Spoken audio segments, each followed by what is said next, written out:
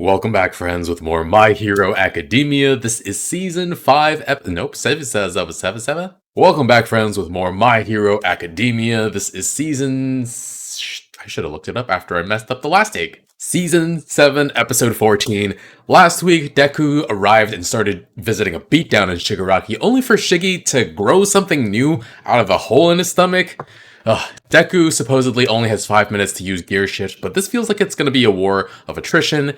Knowing the show, though, we're probably going to pivot to another fight just as this one's getting interesting because they love to do that. So maybe we'll check in on Uraraka and Himiko, Shoto and Dabi, or Endeavor and Friends versus All for One.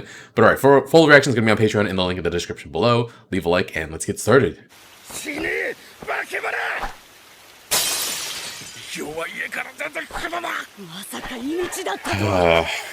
Oh, those early days must have been real rough.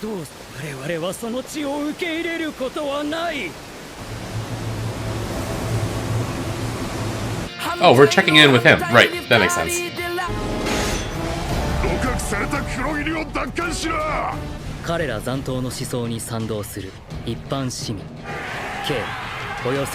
$15,000 marginalized, oppressed.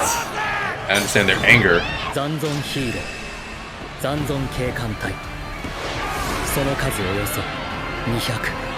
200 against 15,000. Uh-oh. Don't get stabbed.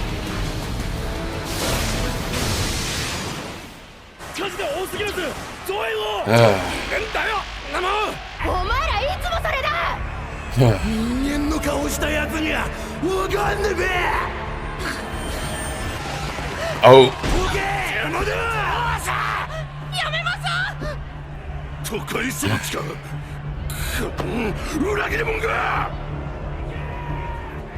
Damn.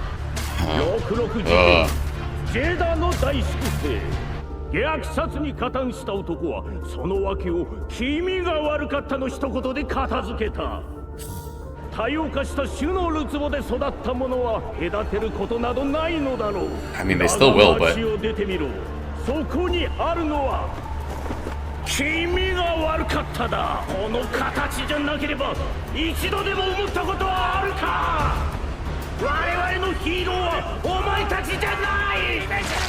Whoa. Is he not even there?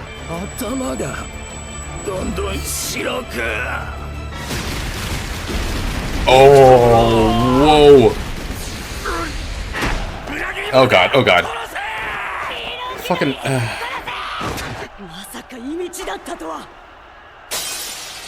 Was that Shoji or... Oh, we went very silent. Damn.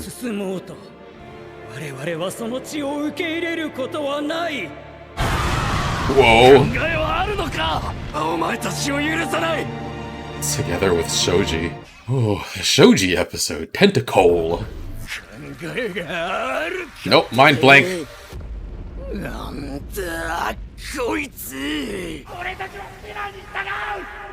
He's not even there. Is he about to have an aneurysm? Oh god. Who cares? Yeah, let's go.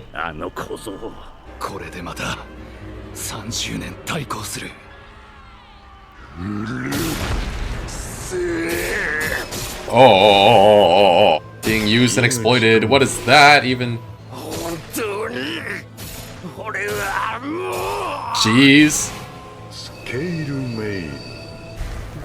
It's, you're not even you anymore.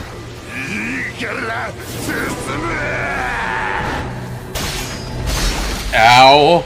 Ah, lost an arm. I forget, can he grow one back?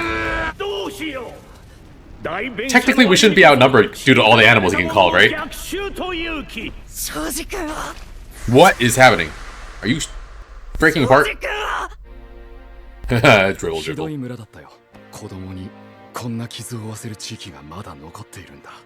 Allegory for...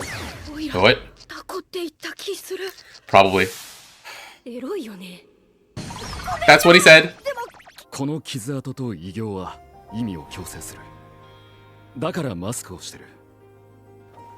俺は Cover the 復 scars. 讐者と思われたくない。 Damn. Allegory for racism, 忘れる bigotry, ことはない。 her experience.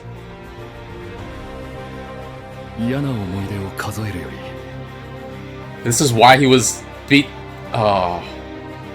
たった一つでもこの姿で良かった思い出にすがりたいんだ。 One good memory. Diving in to hug him. Oh. 100年以上続くこのしがらみを一世代でフラットにできるとは思わない。先人たちがそうしてきたように Whoa. 俺も紡いでいきたいんだ。いい思い出を俺も迫害を受けてきた。何か所か避難所断られちゃってね。 For no reason. 水に流せるならこうはなっていない。具体性もない。所詮そなたのエゴを叫ぶだけ。 Lots of them. 正直を笑うな。 What is happening? 君 Excuse me? セントラル病院 They asked to be there. してください。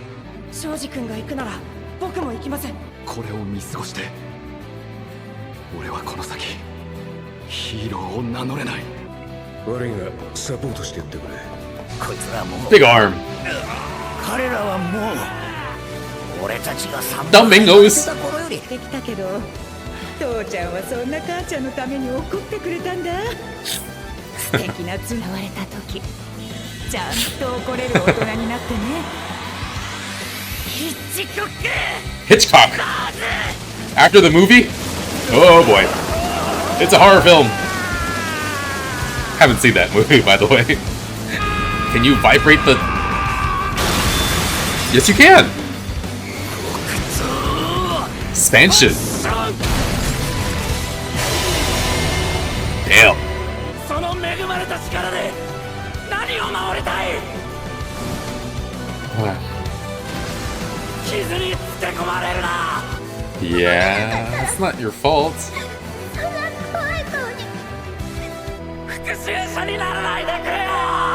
ここでヒーローが勝てば何も変わらない。祝祭をまかれた。やられたらやり返していいんだ。勢いが増す。 Oh. Started using lethal force.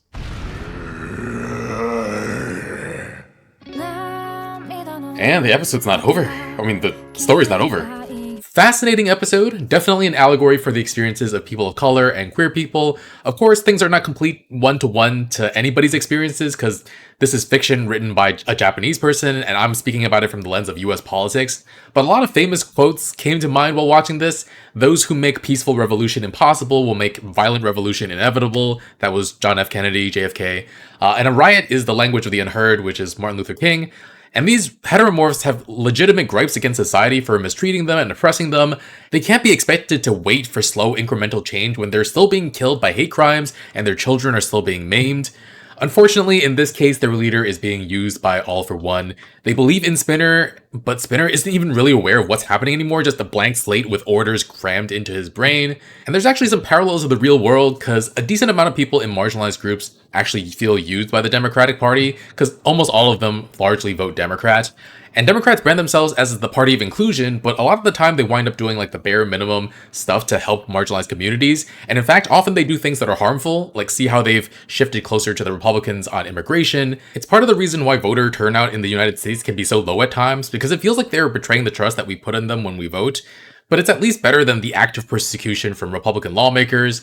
But yeah, a lot of people feel like the choices are between a lesser evil and a greater evil, And when faced with that choice, some people are just going to check out of the process altogether. And yeah, the mentions of heteromorphs in the city is interesting because, yeah, that's where the highest concentration of people of color and queer people usually are.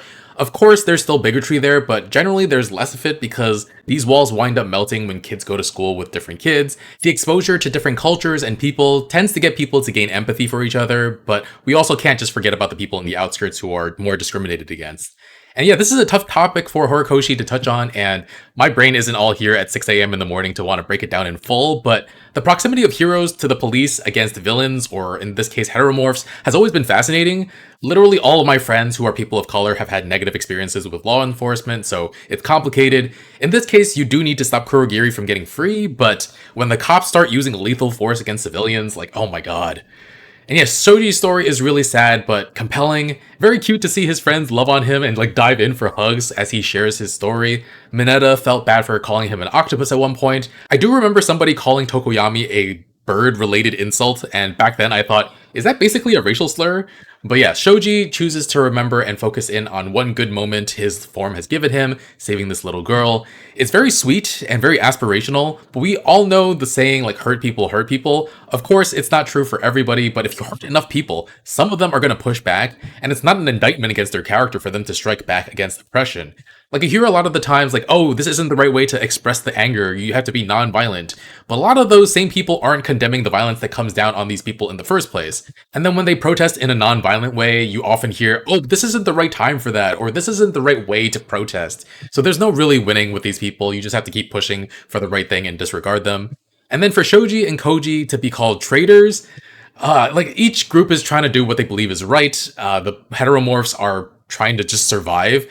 And it reminds me of the Black Lives Movement and the National Guard coming in, and there was a black soldier who was mouthing, "I'm black and I'm proud," along with the protesters, because goddamn it, his heart was with the movement, but his job, his livelihood forced him to stand against his own people. It's not the same situation as this episode, of course, but that's what just came to mind for me. But yeah, I appreciate the show for trying to touch on these issues. Even if sometimes I don't agree with certain portrayals, I think for the most part, people who are actually paying attention will hopefully have a bit more empathy for others not like them. But yeah, fascinating episode that I'm going to watch again after I've had a nap at some point, because yeah, I woke up at like 4:30. Thanks for watching though, folks. Full reactions on Patreon in the link in the description below. Leave a like, and I'll see you guys next time with more. Bye, friends.